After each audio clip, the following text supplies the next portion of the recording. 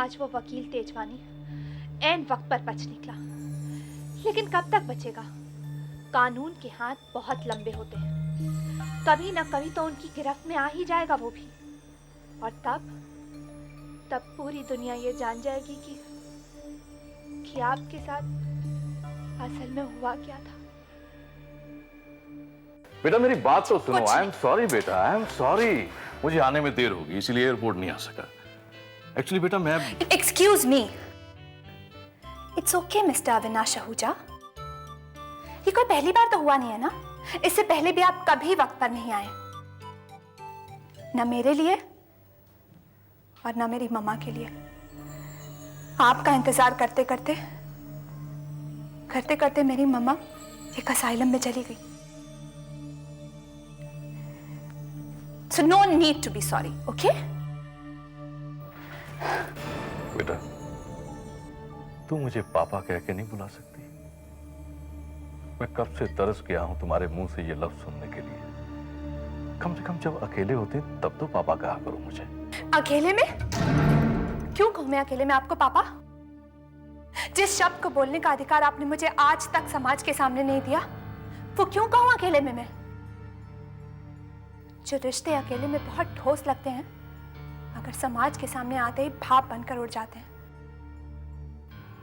वो रिश्ते हमें सिर्फ पानी पानी कर सकते हैं, और ऐसे रिश्ते को नाम देकर मैं अपने माँ के इंतजार का अपमान नहीं करना चाहती, जो उसने आपके लिए किया है, सालों साल किया है। बेटे मैंने तुम्हारे साथ और तुम्हारी मम्मी के साथ जो अन्याय किया है, उसका प्रायश्चित तो मैं मरकर भी नहीं कर सकता। किस्मत के एक थपेड़े ने मुझे, तुम्हारी मम्मी, मेरी बीवी से मुझे अलग कर दिया, और दूसरे थपेड़े ने मुझे फिर से मिला दिया। लेकिन इस बीच मेरी जिंदगी में बहुत कुछ बदल गया। मैंने मल्लिका से शादी की, अपने बिजनेस को बढ़ाने के लिए उसमें इतना मशगूल हो गया कि आप मेरी मां को भूल गए? नहीं बेटा नहीं, ये सच नहीं है, ये बिल्कुल सच नहीं है। मैं चाहता था तुम्हारी मम्मी और मेरी जिंदगी फिर से उसी पुरानी पटरी पर आ जाए, मगर अगर मैं ऐसा करता तो शायद मल्लिका के साथ अन्याय होता और मैं अपने बिजनेस को भी इस मुकाम पर नहीं ले आ पाता। तुम्हारी मम्मी भी ऐसा नहीं चाहती थी बेटा, तुम चाहो तो पूछ लो उनसे। मम्मी अब अपने होश में ही कहां है कि बता सके कि आप सच कह रहे हैं या नहीं। खैर अब कोई फर्क नहीं पड़ता, मुझे आपके नाम के बिना जिंदगी जीने की आदत पड़ गई है। और मम्मा वो तो पता नहीं कब तक असाइलम में रहेंगी। लेकिन हाँ, एक बात के लिए जरूर मैं आपकी बहुत शुक्रगुजार हूं कि अगर आप मेरी हेल्प ना करते तो मैं शायद कभी इतनी अच्छी एजुकेशन हासिल ना कर पाती। For this, I'm really grateful to you, Mr. Ahuja. तुम बिल्कुल मेरे जैसी हो, जिद्दी और स्वाभिमानी। आखिर मेरी बेटी है ना। देखो आज मैं तुमसे एक वादा करना चाहता हूं जो मुझे बहुत पहले कर लेना चाहिए था। मैं अपने घर पे ले आऊंगा और सारे समाज के सामने चिल्लाकर कहूंगा कि तुम मेरी बेटी हो और तुम्हारी मम्मी मेरी पत्नी है, जो एक हादसे के बाद हमसे बिछड़ गई थी। इस बिजनेस की खातिर मैं तुम लोगों को जो वक्त नहीं दे पाया, बेटा तुम लोगों को तो क्या, मल्लिका और बच्चों को भी वक्त नहीं दे पाया। उसी बिजनेस और उस प्रॉपर्टी में मैं तुम्हें आधा हिस्सेदार बनाना चाहता हूं, और ये मैंने वसीयत में लिख भी दिया है, और बहुत जल्दी तुम्हें मैं लेने आऊंगा, देखना। और एक और खुशखबरी, डॉक्टर ने कहा है तुम्हारी मम्मी बहुत जल्दी ठीक होके आ रही है। सच पापा? हाँ मम्मा घर आ जाएगी? बिल्कुल सच कह रहा हूं बेटा। हमारे घर? यस।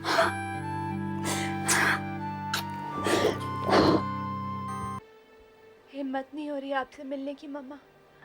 आप पापा के बारे में पूछेंगी तो क्या कहूंगी? कि जिस घर में आप मांग भर कर आना चाहती थी, जिस घर के लिए आप जिंदगी भर तरसती रही, उस घर में मांग से जाकर आने का अधिकार आप खो चुकी हैं, क्योंकि अब पापा आपके सुहागी इस दुनिया में नहीं रहे। और ये घर अब घर नहीं रहा। सत्ता, अधिकार और पैसे की लालच में ये कुरुक्षेत्र का मैदान बन चुका है, जहां परिवार के दूसरे सदस्यों की तरह आपको भी अपने रिश्तेदारों से एक जंग लड़नी पड़ेगी, कानून की जंग।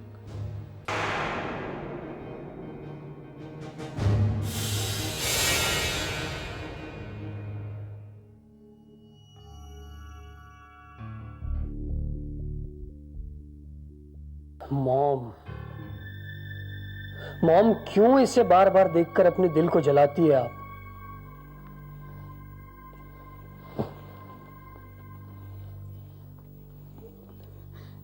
शिशिर, मैंने अपने दिल को समझाने की बहुत कोशिश की, लेकिन जो लम्हे मैंने उनके साथ बिताए हैं, वो लम्हे मुझे उनकी याद को भुलाने नहीं देते।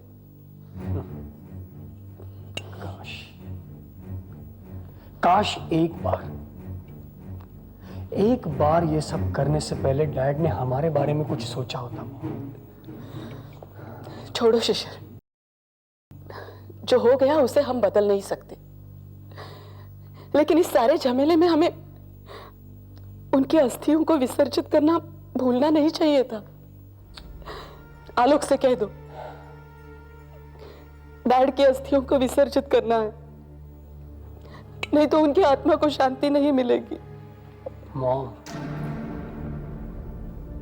डैड ने कभी आपके मन की शांति के बारे में सोचा था, जो आप उनकी आत्मा की शांति को लेकर इतना परेशान हो रही हो? शिशिर, मैंने तुमसे कितनी बार कहा है,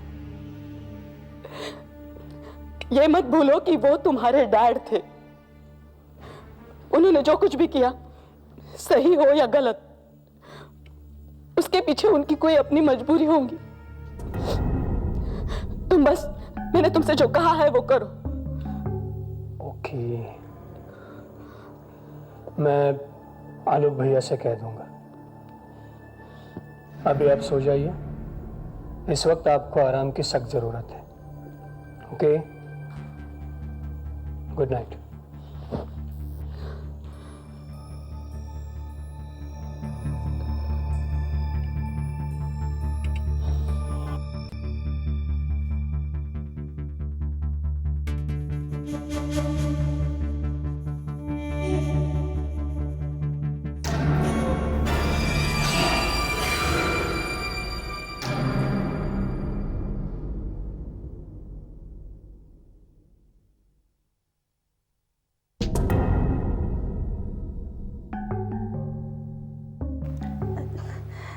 दीदी, ये कुर्सी ना मलिका मैडम की है, आप उस कुर्सी पे बैठ जाइए। क्यों भाई, मैं क्यों और कहीं बैठ जाऊं? अगर ये कुर्सी घर के मालिक की है, तो मैं भी तो इस घर की मालकिन ही हूं ना। अगर तुम्हारी मल्लिका मैडम को कहीं बैठना ही है, तो उनसे कहो कि वो कहीं और बैठे, क्योंकि मैं इस कुर्सी से उठने वाली नहीं हूं।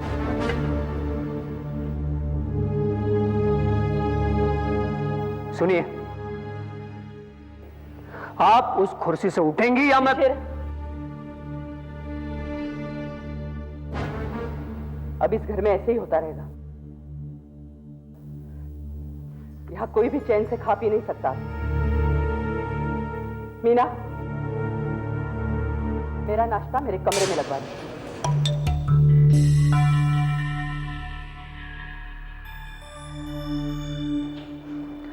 मीना, मेरा नाश्ता भी मम्मी जी के कमरे में ही लगा दो। और वैसे भी मुझे घटिया लोगों के साथ बैठ के नाश्ता करने का कोई शौक नहीं। और सर जी, आपका नाश्ता? नहीं,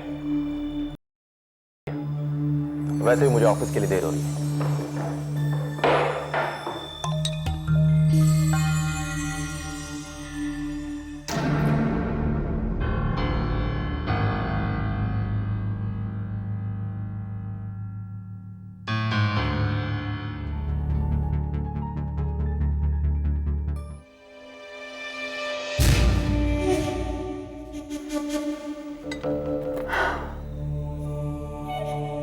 अरे भाई तुम तो बैठ जाओ कम से कम। इतने दिनों से नकली किरण आहूजा बनकर मेरे पापा का माल उड़ा रही थी,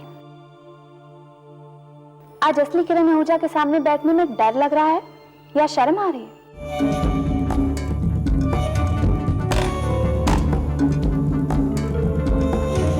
मुझे डर क्यों लगेगा? नकली किरण तो तुम हो। Wow, I am impressed. क्या हिम्मत है। आजकल मैं पोल खोलने वाली है और ये बहादुरी। लगता है काफी अच्छे पैसे मिल रहे हैं इसके। लेकिन एक बात याद रखना, ये तुम जिसके भी कहने पर फ्रॉड कर रही हो ना, उसके दिए हुए सारे पैसे भी तुम्हें जेल जाने से बचा नहीं सकते।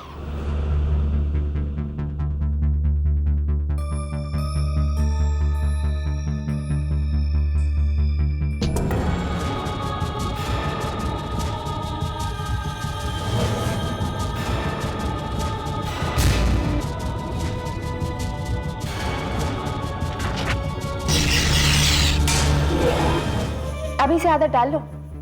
जेल में ऐसा ही खाना मिलता है तुम जैसे अपराधियों को। और हाँ, जेल तो मैं तुम्हें भेज कर ही रहूंगी।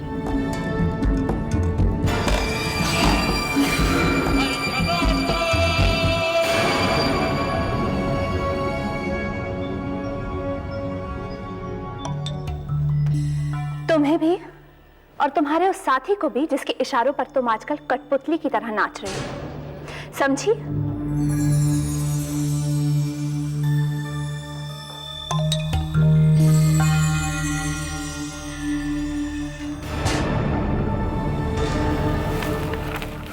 सर, इसमें वो सारे डॉक्यूमेंट्स हैं जो आपने मुझे ढूंढने के लिए कहा था।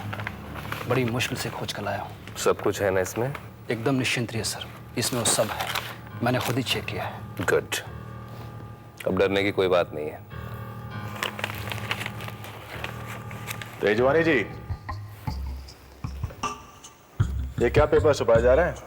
हॉस्पिटल में भी केस पे काम चल रहा है क्या? पेपर्स? अच्छा ये नहीं इंस्पेक्टर साहब, दरअसल ये मेरी टेस्ट रिपोर्ट है, वो ECG वगैरह। अच्छा, तो दिखाइए जरा, हम भी देखें क्या कहती हैं आपकी टेस्ट रिपोर्ट्स।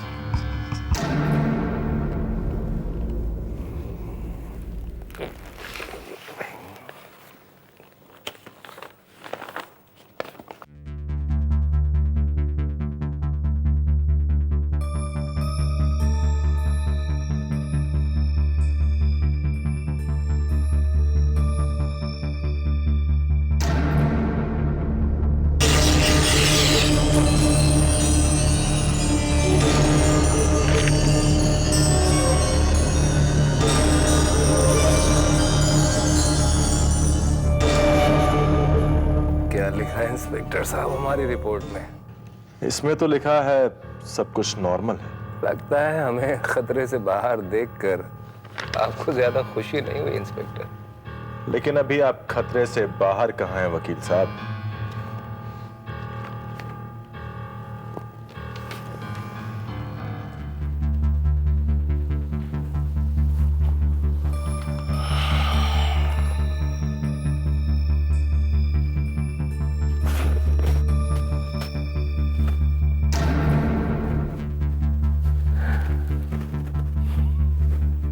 इस यूनियन लीडर के बर्ताव पर मुझे बहुत हैरानी हो रही है शिशिर जी। एक तरफ तो उसने हमें 15 दिन की मोहलत दी और दूसरी तरफ हमसे बात तक नहीं की ठीक से। जाने दीजिए भैया, ये लोग होते ही ऐसे हैं। इन्हें अच्छी तरह पता है कि इन दिनों हमारा पलड़ा पहले से हल्का हो गया। चल। Good morning sir. Good morning. Mom, mom,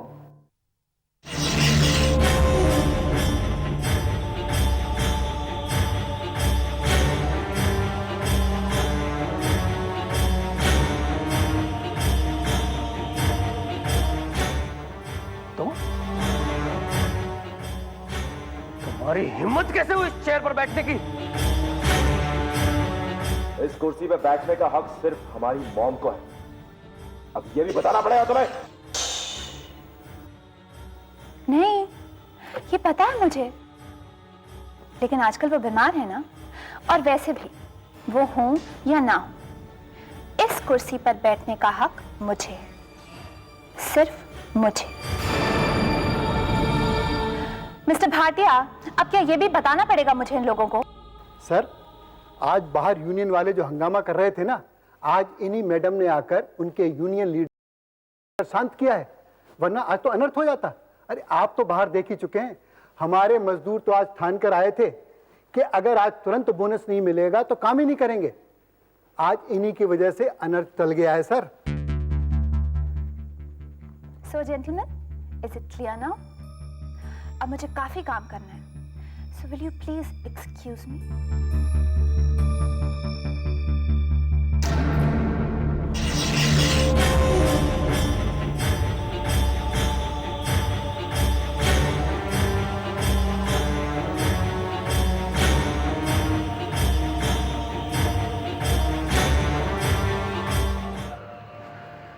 ये अनर्थ इन्हीं की वजह से टला है। My foot. समझ नहीं आता शिशिर की इस खबर पर मैं खुश हूं या अपना माथा पीट लूं। इस खबर से हमें और भी सावधान होना होगा भैया। ये लड़की है बहुत चालाक। ये जो कोई भी है, ये हमें मात देने की पूरी तैयारी करके आई है।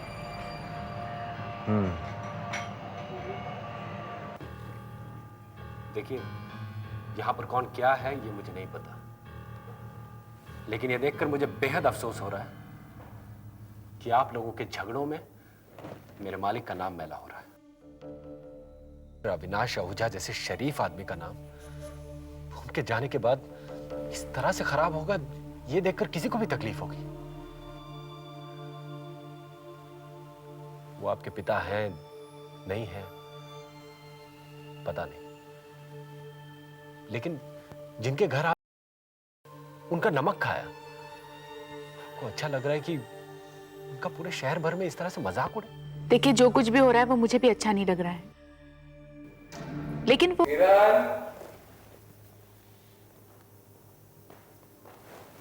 नमस्ते। बेटा, तुम्हें कितनी बार समझाया कि जब कोई में चल रहा हो तो उसके बारे में बाहर बयानबाजी करना गलत बात है बेटा, समझ गई ना?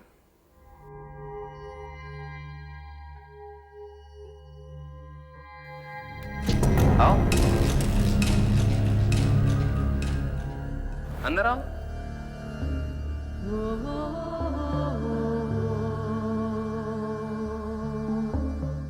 किरण, बेटा ये गौरी है और गौरी आज से हमेशा तुम्हारे साथ रहेगी। लेकिन क्यों? क्योंकि मैं नहीं चाहता कि तुम्हारे ऊपर दोबारा हमला होने की नौबत आए, जैसा कि कोर्ट में हुआ था। अरे ये बित्ते भर की लड़की क्या उसकी रक्षा करेगी? उससे अच्छा तो मैं देखभाल कर लूंगी, है ना? और क्या? ओए मेरी तन्नू डार्लिंग, एक हाथ मारे ना तो ऊंट भी पानी नहीं मांगता, और ये क्या करेगी हैं? और फिर बेटा मैं भी तो हूं ना। ओए हमारे होते हुए हमारी बच्ची को कोई हाथ लगा जाए, उसकी क्या मजाल है? आप लोग तो रहने दीजिए प्लीज, मेहरबानी करिए मेरे ऊपर। आप सबकी बहादुरी के किस्से में अदालत के बाहर बहुत बार सुन चुका हूं। एनीवे, किरण, गौरी मार्शल आर्ट में ब्लैक बेल्ट है और इससे बढ़िया तुम्हारी हिफाजत और कोई नहीं कर सकता। दूसरी चीज ये भी है कि अगर गौरी तुम्हारे साथ रहेगी तो कम से कम मैं बिल्कुल बेफिक्र रहूंगा। क्यों Gauri? Don't worry sir, I'll take care of everything. Ma'am, मेरे होते हुए आपको चिंता करने की कोई जरूरत नहीं। चले आपके कमरे में। हाँ बेटे, जैसा गौरी कहती है ना, करती जाओ, इसी में सबकी भलाई है, इसी में तुम्हारा फायदा है बेटे।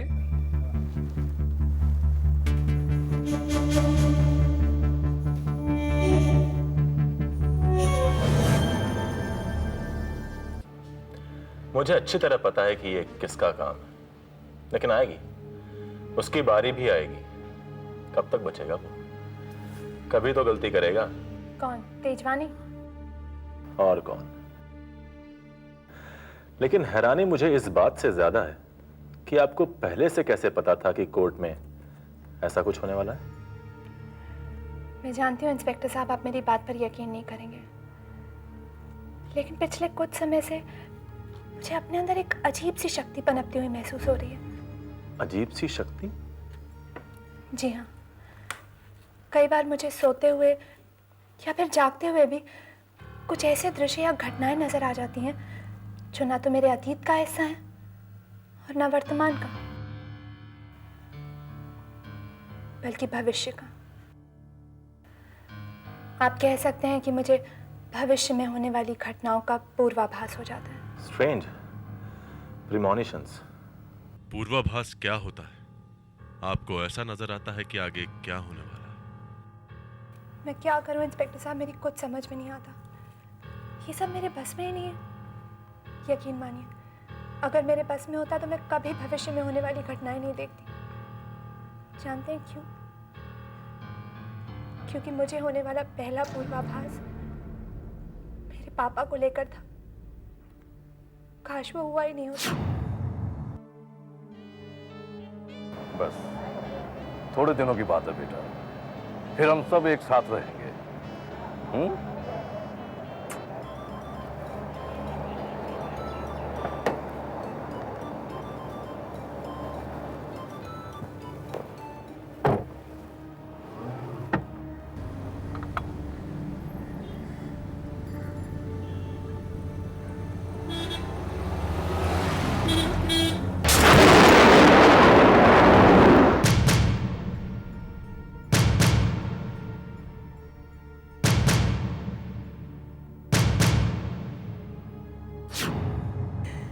दो दिन बाद पता चला पापा की डेथ कार एक्सीडेंट में हो गई है। उस वक्त मुझे पता नहीं था कि मुझे पूर्वाभास हुआ है, और उसके बाद भी कई बार भविष्य में होने वाली घटनाएं मुझे पहले से ही पता चल जाती थी। और यकीन मानिए इंस्पेक्टर साहब, मैं अपनी इस शक्ति से खुश नहीं हूं। हमेशा ये डर लगा रहता है कि पता नहीं अब क्या दिखने वाला है, क्योंकि कभी कोई अच्छी बात तो पता चलती नहीं है, हमेशा कोई ना कोई बुरी बात नजर आ जाती है। देखिए, जिस बात से आप परेशान हैं, शायद उसी से हमें आपके केस को सॉल्व करने के लिए कुछ मदद मिले। हाँ जी, चीजें वापस मेरे कंट्रोल में है।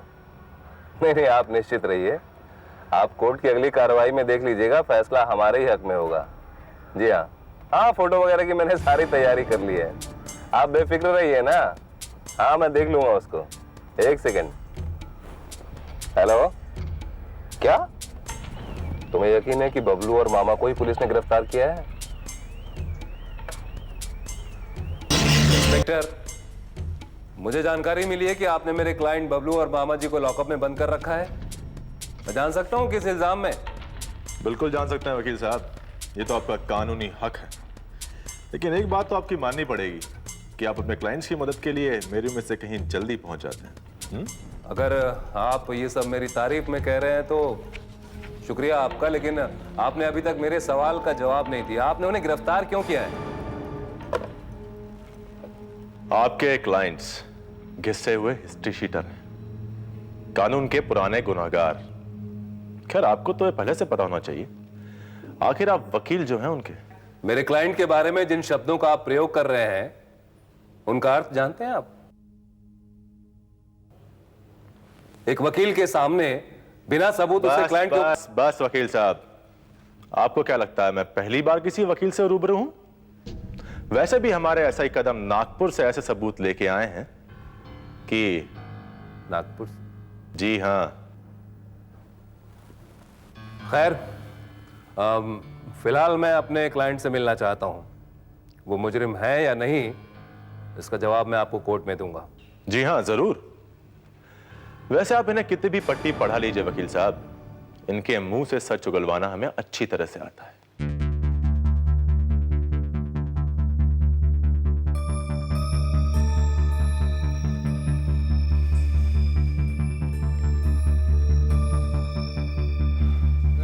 अरे शुक्र है भगवान का। अरे वकील साहब, अब तो अवतार बनकर आ गए। मैं तो डर रहा था, पता नहीं आपको हमारी गिरफ्तारी की खबर मिली कि नहीं मिली। ये ऐसे क्या देख रहे हैं आप? और मैंने कुछ नहीं किया। मैंने तुम लोगों से कहा था ना कि जब तक मैं ना कहूं कमरे से बाहर मत निकलना। अरे यही तो मामा मैंने समझाया था ना। अरे मामा को मैंने बहुत समझाया था, क्या है ना, उसकी आदत है ना वो माफ कर दो वकील साहब, अब क्या होगा? कुछ नहीं होगा। अगर तुम लोगों ने अपना मुंह बंद रखा तो कुछ भी नहीं होगा। मैं कोशिश करता हूँ तुम्हारी जमानत करवाने की, लेकिन हाँ, अगर इस बीच तुम लोगों ने अपना मुंह फाड़ा तो तुम्हारे सारे अगले पिछले गुनाहों की सजा फांसी होगी। सुनो, नागपुर से पुलिस को तुम्हारा सारा पिछला रिकॉर्ड मिल चुका है। अरे क्या नाटक कर रहे हो तुम? पुलिस को नागपुर से तुम्हारा सारा पिछला रिकॉर्ड मिल चुका है। वकील साहब, आप हमें बचा लेंगे ना? तुम्हें क्या बचाऊंगा? अभी तो कोर्ट में मुझे खुद को बचाना भारी पड़ेगा।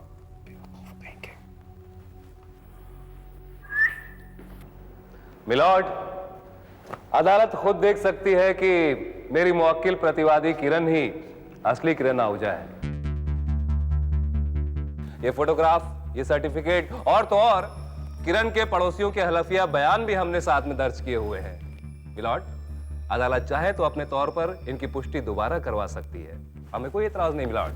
कमाल है, जो सबूत वादी को किरण आहूजा सिद्ध करते हैं, बिल्कुल वही सबूत प्रतिवादी को भी किरण आहूजा सिद्ध करते हैं। मिलॉर्ड, मैं अदालत को कुछ बताना चाहता हूं। दो लोगों ने पुलिस को अपना हलफिया बयान दिया है कि इस लड़की का नाम किरण है ही नहीं। पहला आदमी बबलू इसे अपनी पत्नी सुमन कहता है, तो दूसरा आदमी खुद को इसका मामा बताता है। आपको इस बारे में क्या कहना है? क्या वकील साहब की बात सच है? जी हाँ, मेरे शराबी मामा ने मेरी शादी जबरदस्ती उस जानवर बबलू से कर दी थी। उसने मेरे माँ बाप ने मुझे दिया हुआ नाम किरण आहूजा को हटाकर सुमन रख दिया, लेकिन मेरा उस नाम से या उन लोगों से कोई संबंध नहीं है। मैं उन्हें कब का छोड़ चुकी हूँ। फिर आप लोग मुझे उनकी याद दिलाने की क्यों कोशिश कर रहे हैं? मुझे किसी से कुछ नहीं चाहिए। मुझे सिर्फ अपना नाम, अपनी पहचान चाहिए, बस। पता नहीं ये क्या हो रहा है। यहाँ तो दोनों किरणों ने प्रूव कर लिया कि दोनों ही असली हैं। अब ये कैसे साबित होगा कि इन दोनों में से असली किरण कौन है? इन सब सबूतों के आधार पर अदालत असली और नकली किरण आहूजा का फैसला नहीं कर सकती, क्योंकि वादी और प्रतिवादी दोनों ने ही अपने हक में बिल्कुल एक जैसे ही सबूत अदालत के सामने रखे हैं। इसलिए ये अदालत हुक्म देती है कि इन दोनों ही लड़कियों का DNA टेस्ट कराया जाए, ताकि अदालत ये साबित कर सके कि इन दोनों में से स्वर्गीय अविनाश आहूजा की वास्तविक बेटी किरण आहूजा कौन है। तुम्हारी हिम्मत कैसे हुई इस चेयर पर बैठने की? इस कुर्सी पे बैठने का हक सिर्फ हमारी मॉम को है। अब ये भी बताना पड़ेगा तुम्हें। नहीं, ये पता है मुझे, लेकिन आजकल वो बीमार है ना, और वैसे भी वो हूं या ना हूं, इस कुर्सी पर बैठने का हक मुझे है। पहला आदमी बबलू इसे अपनी पत्नी सुमन कहता है, तो दूसरा आदमी खुद को इसका मामा बताता है। आपको इस बारे में क्या कहना है? क्या वकील साहब की बात सच है? जी हाँ, मेरे शराबी मामा ने मेरी शादी जबरदस्ती उस जानवर बबलू से कर दी थी। उसने मेरे माँ बाप ने मुझे दिया हुआ नाम किरण आहूजा को हटाकर सुमन रख दिया, लेकिन मेरा उस नाम से या उन लोगों से कोई संबंध नहीं है। मैं उन्हें कब का छोड़ चुकी हूँ।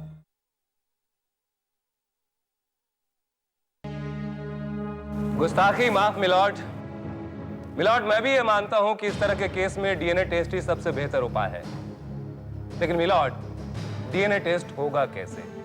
क्योंकि यहां पर व्यवहारिक दिक्कत यह है कि इन लड़कियों के सैंपल तो हमें मिल जाएंगे, लेकिन मुझे बड़े दुख के साथ कहना पड़ रहा है कि आहूजा साहब इस दुनिया में है ही नहीं। तो सोचिए, हमें उनका सैंपल कैसे मिलेगा मिलॉर्ड? Thank you. मिलॉर्ड, मैं अपने काबिल दोस्त से बताना चाहूंगा कि वो इस बारे में बिल्कुल चिंता न करें। सैंपल मिलाने के लिए मिस्टर आहूजा ना सही, उनके बच्चे तो हैं, उनका जेनेटिक कोड देखकर भी मिलान किया जा सकता है। और फिर किसी के जेनेटिक एसोसिएशन को साबित करने के लिए एक बाल भी काफी होता है जनाब। अगर ऐसी बात है तो बाल क्यों? पूरे का पूरा अस्थि कलश पड़ा है घर में, उससे मिलान नहीं हो सकता इन लड़कियों के सैंपल का? तन्नू डार्लिंग, अब चुप भी करना। आपको जो कुछ भी कहना है साफ साफ कहिए। मैं कह रही थी, मेरे भाई साहब थे ना, अविनाश भाई साहब, वो तो हमें छोड़कर चले गए, मगर उनके घर वाले दौलत के झगड़ों में उनके अस्थि बहाना भूल गए।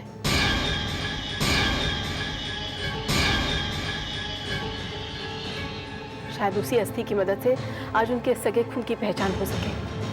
अदालत आदेश देती है कि ये वादी और प्रतिवादी दोनों किरणों के सैंपल्स लेकर स्वर्गीय अविनाश आहूजा के अवशेषों से डीएनए मैचिंग टेस्ट कराया जाए, और अब अगली सुनवाई ये डीएनए टेस्ट की रिपोर्ट आ जाने के बाद ही की जाएगी।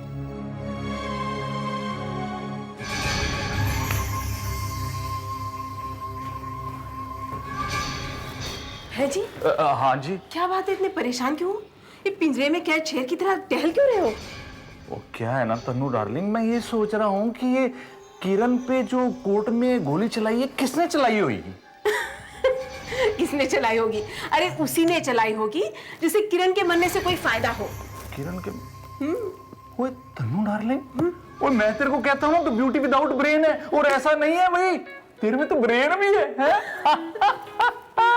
आप भी ना। अच्छा एक बात तो बता। हाँ। वो कोर्ट में मैंने जो बात की अस्थि कलश वाली, उससे कोई नुकसान तो नहीं होगा ना? नहीं नहीं नहीं, घबराने की कोई बात नहीं। हाँ? क्या है अभी देखो, अगर डीएनए टेस्ट हो जाता है और ये पता लग जाता है कि दूसरी किरण जो आई है ये असली नहीं है, तो कोई प्रॉब्लम ही नहीं है ना। पहली किरण तो अपने हाथ में है, और अगर पता लग जाता है कि असली किरण है तो फिर हमारी तन्नू डार्लिंग तो सब पे अपना जादू चला ही लेती है, फिर भी घबराने की कोई बात नहीं है। और अगर फिर भी कुछ रह जाए तो फिर मैं हूं ना, है? तुसी तो ग्रेट हो। वही वो तो मैं हूं। नहीं, मैं नहीं दूंगी मेरे पति के अस्थि कलश को। इतना कुछ हो चुका है इस घर में, अब क्या उनकी अस्थियों का अपमान भी होगा? मॉम प्लीज समझने की कोशिश कीजिए, ये कोर्ट का फैसला है। मैं नहीं मानती ऐसे कोर्ट ऑर्डर को। देखो, मेरे जीते जी इस घर में उनकी अस्थियों का अपमान नहीं होगा, समझे तुम? मॉम आप समझने की कोशिश कीजिए, कोर्ट ने इस डीएनए टेस्ट का ऑर्डर देकर के एक तरीके से डैड के सम्मान की रक्षा ही तो की है। 2 लड़कियां ऑलरेडी इस घर में आ चुकी हैं किरण आहूजा बनकर। आज अगर ये टेस्ट नहीं हुआ ना, तो कल न जाने कितनी किरण हमारी प्रॉपर्टी की दावेदार बनकर आ जाएंगी। भैया ठीक कहते हैं मॉम, आप खुद सोचिए डैड का सम्मान कैसे बचेगा, बार बार कोर्ट में उनका नाम उछलने से, या एक ही बार में पूरा मामला निपट जाने से। मॉम एक बार कोर्ट अपना फैसला सुना दे, फिर चाहे लोग कुछ भी बोले, कम से कम हमारे मन को तो तसल्ली हो जाएगी। हाँ। और फिर हमें पता भी चलेगा कि आखिर हमें किस किरण के साथ निपटना है। ठीक है, जो तुम्हें ठीक लगता है वो करो। मॉम, इसके अलावा हमारे पास और कोई चारा नहीं।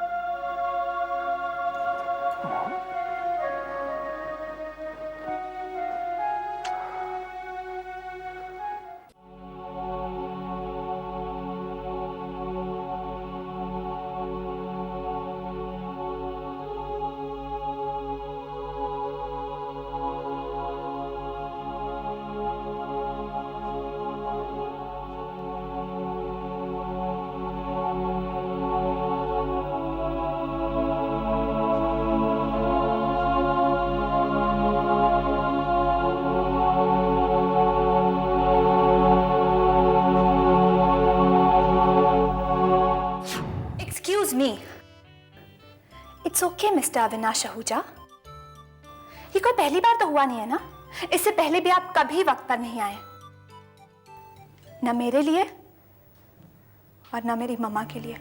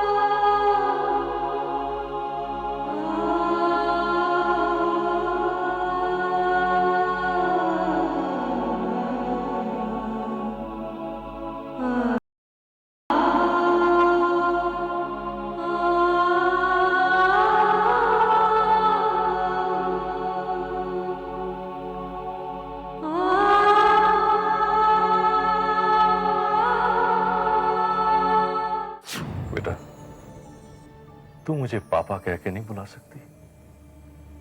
मैं कब से तरस गया हूं तुम्हारे मुंह से ये लफ्ज सुनने के लिए। कम से कम जब अकेले होते तब तो पापा कहा करो मुझे। अकेले में? क्यों कहूं मैं अकेले में आपको पापा? जिस शब्द को बोलने का अधिकार आपने मुझे आज तक समाज के सामने नहीं दिया, वो क्यों कहूं अकेले में मैं? जो रिश्ते अकेले में बहुत ठोस लगते हैं, मगर समाज के सामने आते ही भाप बनकर उड़ जाते हैं,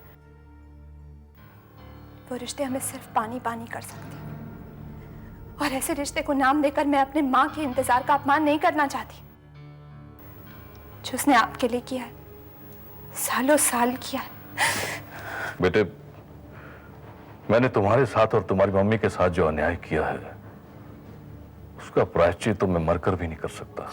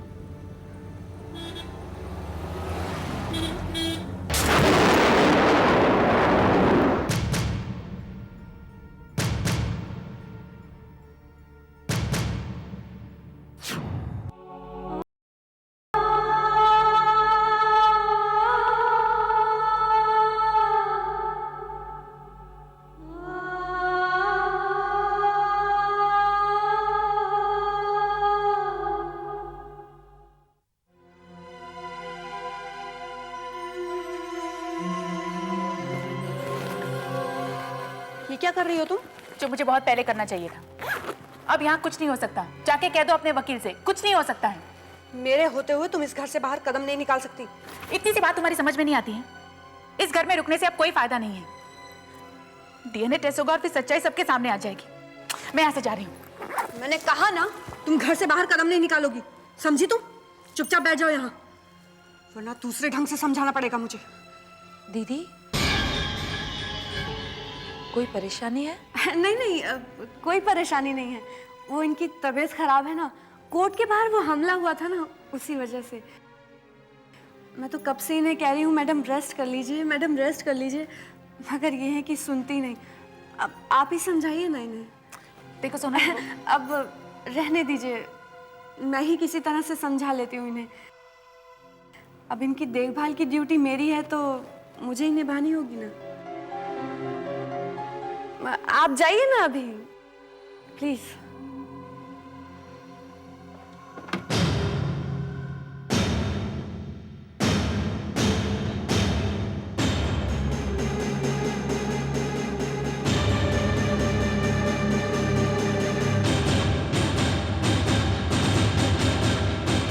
बोल रहा हूं, अब भी बता दे, अब भी बता दे। ज्यादा सख्त होने पे मजबूर मत कर मेरे को। नहीं कदम, पिटाइयों का इन पुराने पापियों पर कोई असर नहीं पड़ने वाला। अब देखो, इनका मुंह खुलवाने के लिए कितना आसान तरीका है मेरे पास। लेकिन हो सकता है कि मेरा तरीका भी काम ना है। हो सकता है कि आखिर तक ये तेजवानी, सुमन और अपनी तिकड़ी के फ्रॉड के बारे में हमें कुछ ना बताएं। ऐसे में तुम्हें पता है कि इनका क्या। सावंत सर, तू ये यहां सर? क्या बे, तेरी बीवी भाग गई फिर? ये तो तुम्हें अच्छी तरह पहचान गया है। कहो तो तुम्हारी बीवी को भी बुलवा लें, उसे भी अच्छी तरह पहचान जाएगा। अब बोलो, सच बोलते हो या? ले जाता हूं इनको कहीं, सर पे पिस्तौल रखता हूं और एनकाउंटर में उड़ा देता हूं। चले चल।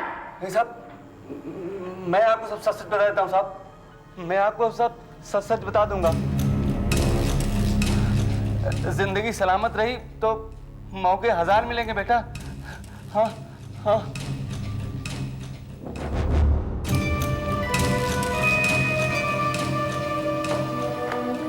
चल बोल।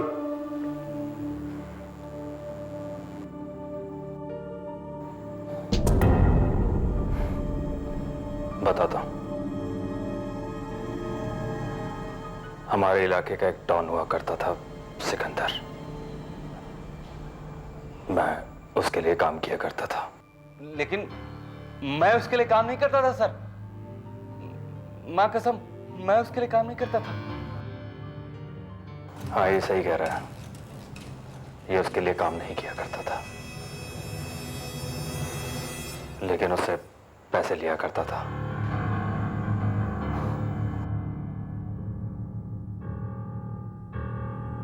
अपनी भांजी का सौदा करने के लिए, सुमन का।